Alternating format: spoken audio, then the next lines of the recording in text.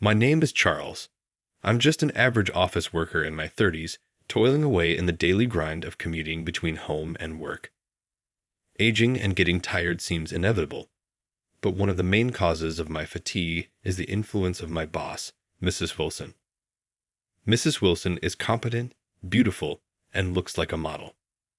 On top of that, she is an elite who's been promoted early due to her excellent performance.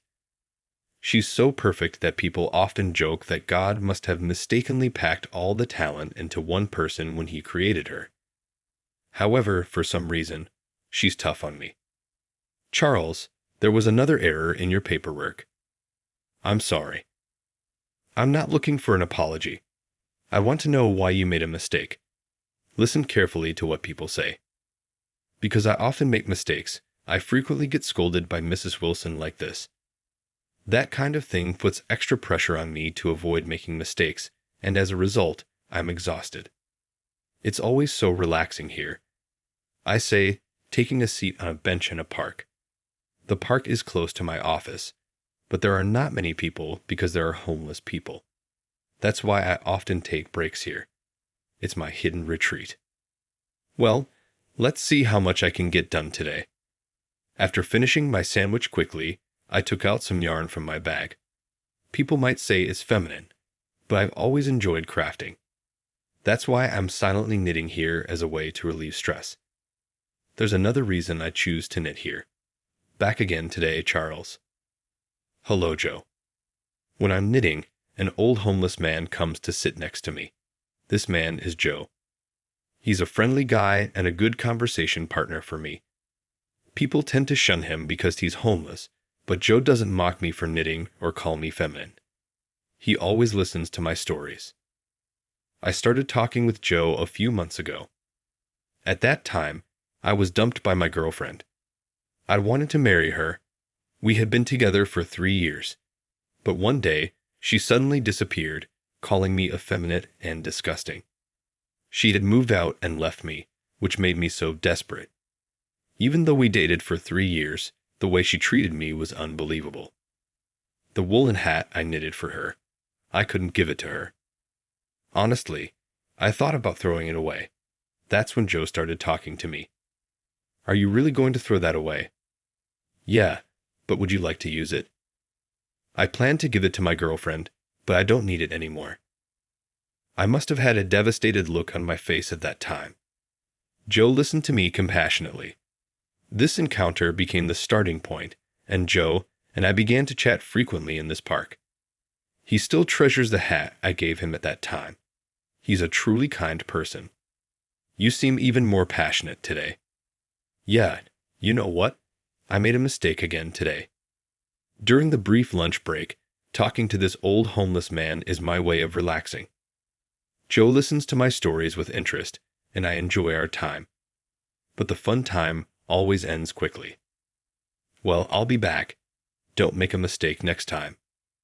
As I packed up my knitting and handed Joe some snacks I bought for him, I left the place. A few weeks later, I was assigned to go on an outside job with Mrs. Wilson. Mrs. Wilson is very efficient at her work and very popular with our clients. Honestly, I wonder if I'm really needed, but it seems like the reason is the luggage is heavy, so she needs my help. I can't help it because my sales skills are lacking, but I was knitting in the park today, hoping that she would rely on me a bit more. Hello, Charles. Hello, Joe. Sorry, I might not be able to stay long today. I have an outside job after lunch. That must be tough, I said to him in a relaxed tone. When I talk to him, I feel tension leave my shoulders, and I can relax. He may have once had a job where he had to talk to people. As I was thinking that, my phone rang suddenly. It was Mrs. Wilson. Charles, where are you right now? I'm at Cozy Park. That's perfect. I just decided to use my car for today's field job, so I'll pick you up. After Mrs. Wilson said that, I checked my watch. Indeed, lunch break was almost over. The timing was perfect. I was called by my boss, so I'll leave soon. Is it the scary boss you were talking about? Don't say that in front of her. I saw Mrs. Wilson's car stop at the entrance of the park. I'm sorry, Mrs. Wilson, for picking me up. It's on the way, so it doesn't matter. I didn't know there was a park here. Mrs. Wilson stared at me in the park and froze. To be precise, she was looking at Joe, who was behind me. Dad? Mrs. Wilson ran up to Joe and hugged him. I've been looking for you. I was so worried. Charles, who is this beautiful person? Huh. Looking at the clueless Joe, Mrs. Wilson was frozen. I told Mrs. Wilson that he has amnesia. Knowing that fact, Mrs. Wilson seemed to be shocked. No way. Dad, did you forget about me? Are you sure you're not mistaken? I can't believe I have such a beautiful daughter. You're not mistaken because those gloves, they were made by Mom. Saying that, Mrs. Wilson was teary-eyed. Come to think of it, Joe always wore those ragged gloves, even though they were worn out with holes and missing fingers. It was something he had worn since he came here. He seemed to cherish them. Mrs. Wilson asked Joe several times, but Joe just tilted his head. It wasn't getting anywhere like this, so I decided to leave the park with Mrs. Wilson for now. It was time for work after all. During the field job, we were silent all the way. Mrs. Wilson, who never put personal feelings into her work, is strict but handled things professionally until the work was over. But as soon as the field job ended and we arrived at the park lot, she burst into tears, perhaps unable to hold it in any longer. All alone, she muttered, "Sly, Dad, was it so traumatic that you forgot?" She looked so pitiful. Mrs. Wilson, if you're okay with it, I'll listen to you. I said this more as a consolation, but it seemed Mrs. Wilson had wanted someone to listen, and she slowly began to talk about Joe. No, about her father, Mr. John Wilson. The Wilson family was a bit wealthier than the average family. Mr. John was a school teacher, and his wife was a nurse. However, when Mrs. Wilson was just starting her career, her mother passed away suddenly. She was involved in a traffic accident. It seemed Dad loved Mom so much. After she passed away, he quit his job and secluded himself all the time. At the time, Mrs. Wilson, who had already moved out of the house, would check on her father in between work. But as it got busy, she couldn't go home often and couldn't get through on the phone. When a worried Mrs. Wilson finally returned home after a long while, Mr. John was gone. I filed a missing persons report, but he couldn't be found. If I had been by his side, this wouldn't have happened. It seemed like Mrs. Wilson had been blaming herself for her father's disappearance until now, and she cried sorrowfully. Seeing that also hurt me, and I wanted to bring Joe home. But Joe didn't react very well to Mrs. Wilson, and even if I took him home in his current condition, he would likely return to the park. Including getting him examined at a hospital, the hurdles are quite high. Dad, if we return home, will he remember something? Even if he doesn't remember, at least I want to take him to the hospital, Mrs. Wilson said as a daughter worrying about her father. I thought, and then came up with a good idea. Hey, Mrs. Wilson, let's knit. I mean, Mr. John is a really kind person. The reason I first became friends with him is because he spoke to me when he saw me knitting. He also cherished his gloves, so if you give him a gift, he might be interested and listen to you. Joe always seemed to have an interest in knitting. Mrs. Wilson also said optimistically, my mom used to knit a lot. He might vaguely remember that. However, she looked down a bit. I've never knitted before. It's okay, I'll teach you, I said. Charles, thank you. I'm sorry you had to see me like this. Mrs. Wilson smiled weakly. She seemed a little worried, but it seemed like she wanted to do something for her father. Looking straight at me, she asked, could you teach me how to knit again? Yes, of course, I replied. And so, I found myself teaching Mrs. Wilson to knit. However, there are only a few places where Mrs. Wilson and I can practice together.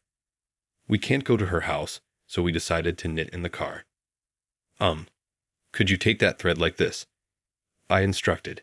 Yes, now put it through that loop. Oh, it's not going in well. Should I push it further in? Well, no. Don't pull the yarn like that. But things weren't going smoothly. I think we had this kind of conversation about 5 times. Mrs. Wilson is very capable at work, but it turns out she's actually incredibly clumsy. When the idea of knitting came up, it made sense that she might look down. I honestly thought it would be a long haul, but that's our relief. Mrs. Wilson apparently practiced at home, and before we knew it, she was getting the hang of it. She was using the most basic stitch, and it was pretty rough, but still, she kept at it for several months. Somehow, Mrs. Wilson finished knitting a scarf. Finally, let's go deliver it. But what if he doesn't accept it? He's not that kind of person.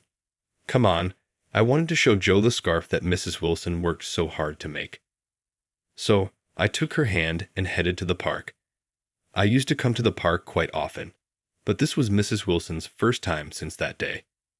When Joe saw us, he said in his usual calm voice, "Oh, isn't it, Charles? You're not alone today." "Go ahead, Mrs. Wilson," I said with a bit of nervousness. Mrs. Wilson looked straight at Joe and offered him the scarf. "Dad, it honestly makes me so sad that you've forgotten me, but I was so relieved to know you're alive. I won't even ask you to come back home, but I don't want you to catch a cold. I made this in the same color as the scarf my mom used to wear often. It's not as good as hers, but I'd like you to accept it." While telling her heartfelt feelings as a daughter, Mrs. Wilson gave the scarf towards him with a smile. Mrs. Wilson's mother was good at knitting, and this time Mrs. Wilson had made a scarf with a design similar to the one her mother often wore while she was alive. It was filled with memories. Wilson hoped that it might jog his memory of it. Joe accepted the scarf and said, "It's warm. I wonder why I feel so warm here, just looking at your smile. Ha, I wonder why I'm in tears." Joe said that as he wrapped the scarf around his neck, touching his chest and shedding a single tear. I wasn't expecting his memory to miraculously return just because of a scarf, but it seemed to have kind of triggered it. After that, he started going to the hospital with Mrs. Wilson, my boss. We're not sure if his memory will ever fully return, but it's said to promote Joe's health and social recovery. He didn't want to be hospitalized, but recently Joe has stopped going to the park and has started returning to Wilson's family home. Perhaps because of this positive progress, Joe has started to occasionally remember his own name, which made both Wilson and me happy. By the way, he still has the scarf I gave him, and he wears it alternately every day. Thank you, Charles. It's all thanks to you. And so, I returned to my usual routine of knitting in the park. On that day, Wilson came and sat next to me. Wilson stands out in a good way at the office, so I appreciate being able to talk with her in the park. I'm grateful. But ever since that knitting, Wilson has been acting much more casual with me. I guess we've gotten close, but to me, Wilson is too attractive, and it makes my heart race. What am I doing at my age? I feel so pathetic. You're the one who put all the effort into knitting, Mrs. Wilson. I didn't really do much. Teaching me to knit wasn't a big deal to you. Well, aha. I said, giving her a smile as I stuffed my mouth with a sandwich. Through our interactions, I've come to understand that Wilson tends to be stern with those she has high expectations of. At work, she had high expectations of me too, which is why she apologized for being so strict. So, Charles, would you like to have dinner with me sometime to thank you? Also, really. I was taken aback by her unexpected suggestion, but Wilson laughed and said, "Of course, or you don't want to have dinner with me. I'll go." I would be honored. I jumped at the chance, which made Wilson laugh again. "You're honest. Can we exchange our contact?" "Yes, I just realized I don't know your contact, Mrs. Wilson." "Call me Sophia. Register me as that, Charles." "Harrison?" "What?" I froze at hearing my full name, but Wilson just input my contact and then casually said, "I'll contact you later," and left. Wilson knew my full name all along, It makes me happy, and I can't help but grin. I'll try my best to earn her trust enough for her to call me by my name. While making such a determination, I start knitting a scarf woven in shades of blue and white. I hope to finish it before the dinner with Sophia, and then I will tell her what I feel. I love you. Will you be my girlfriend? I knew it. You took forever to say it. When I finally gathered the courage to confess my feelings over dinner, she happily said yes. So I wondered if I had been such an open book, but if she got the message, that's all that matters. So we officially became a couple, progressing steadily in our relationship, and eventually we decided to get married. By the way, we haven't had our wedding ceremony yet. Actually, when I proposed to her after a year of dating, I asked Sophia when the marriage registration was supposed to be done. I was thinking we should do it on a special date, but Sophia seemed to have different plans. You realize I'm over 30, right? Yeah, I know. Don't keep a woman waiting forever. I want to get married right away. Otherwise, I'm afraid someone else might snatch you away from me. What a cute thing to say. So we submitted the marriage registration before the ceremony. Now, although Sophia and I are married, I'm still doing my knitting at the same park. I want to wear a stole you made at our wedding. When you hear something like that, it motivates you, doesn't it? Plus, Joe is planning to come to the wedding. He hasn't remembered everything yet, but he's slowly recalling bits and pieces of his past. I thought our wedding might serve as some kind of trigger, but he seemed unsure, asking, "Am I even supposed to be there?"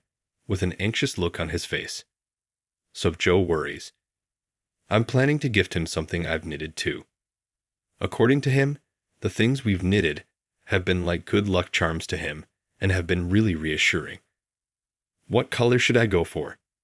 Imagining my future bride, I pick up my yarn again today.